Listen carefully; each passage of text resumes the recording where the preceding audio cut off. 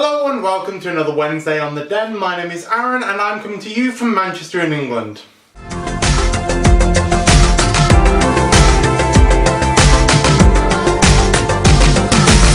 Now this week on the Den is our Great British Bear Bake Off thing. Anyway, if you've been around, you've probably heard of the Great British Bake Off. It's amazing. It's basically like X Factor and everything, but with baking and with British people. And so this week we are imitating that, whatever else. Basically it's cooking week, but we're specifically going for baking.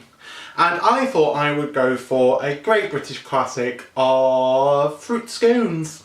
Because, you know, it's something that we're famous for. Now, a scone is basically one of your American biscuits, but it's sweeter, and we don't have it with gravy and with chicken. So I'm going to make 3 different types of scones. Scones are traditionally things like plain scones, cheese scones, or fruit scones, and you would have your fruit scones or your plain scones with clotted cream and jam, but unfortunately my budget wouldn't go that far, because it's payday on Friday, not now. So I've decided to go for fruit scones, sultanas. I've got some Mars bar bites and some milk chocolate and white chocolate buttons. So the recipe and stuff is going to be down below.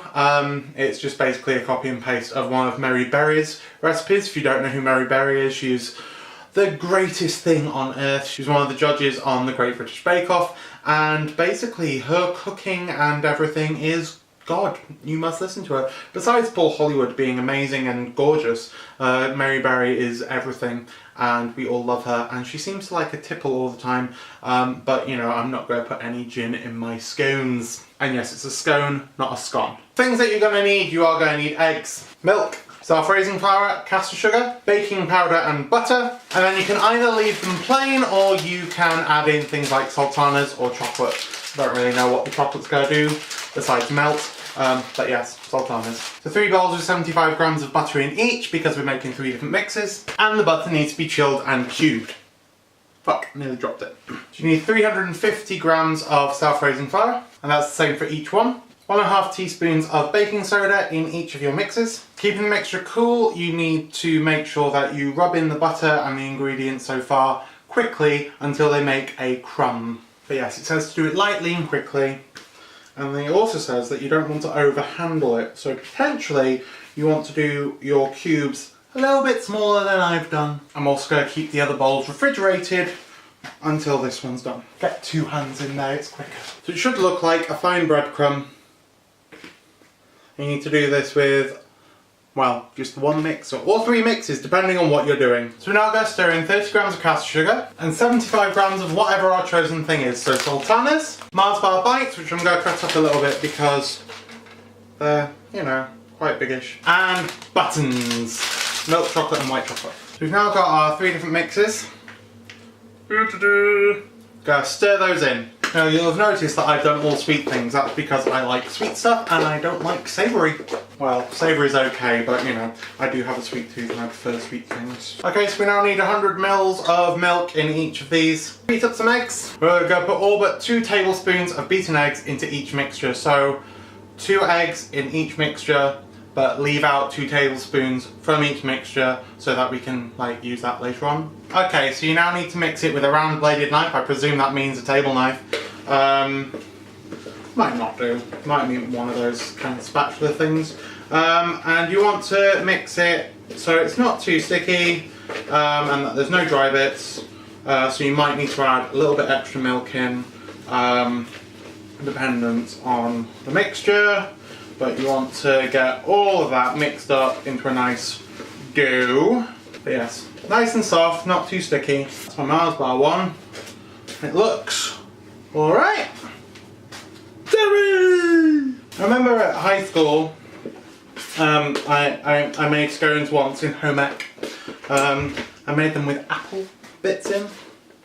They were quite nice. Okay, so that is our 3 mixtures all done up. Okay, so we now need to put the dough onto a lightly floured surface, and then we need to roll it out to a rectangle about 2 centimeters thick, so that's almost an inch. And then we want to cut out as many rounds as possible. They asked for a 6 centimeter cutter, and normally a scone is those circular ones with the little rivets around the edge. So lightly flour your surface, get your dough out and knead it. Okay, you might have moved slightly, but since you've been gone and I've charged my battery, I've been rolling this dough out into 2-inch sort of thickness, so like this, and put it on the surface, rub my cutter in some flour, press it down, and you have a scone.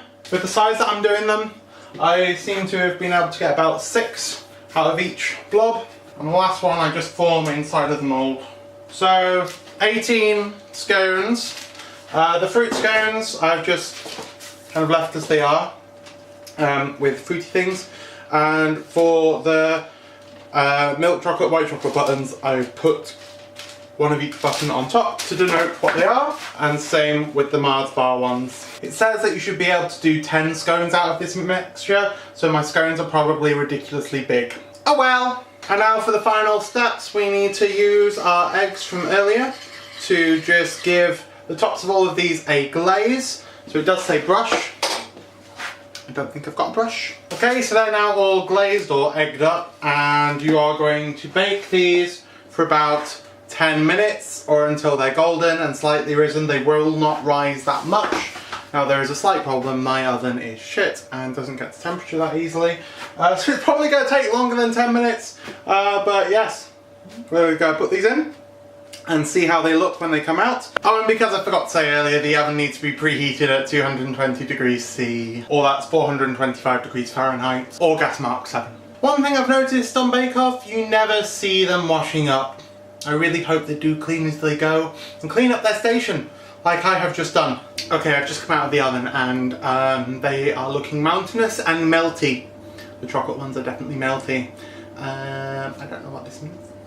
Supposedly, according to the oven, we have 3 minutes to go, but I would say they need longer than that. Probably because they're really, really big. Okay, they're getting there. I've had to separate them onto a third tray because I'm going to call these monster scones. They're kind of baking into each other.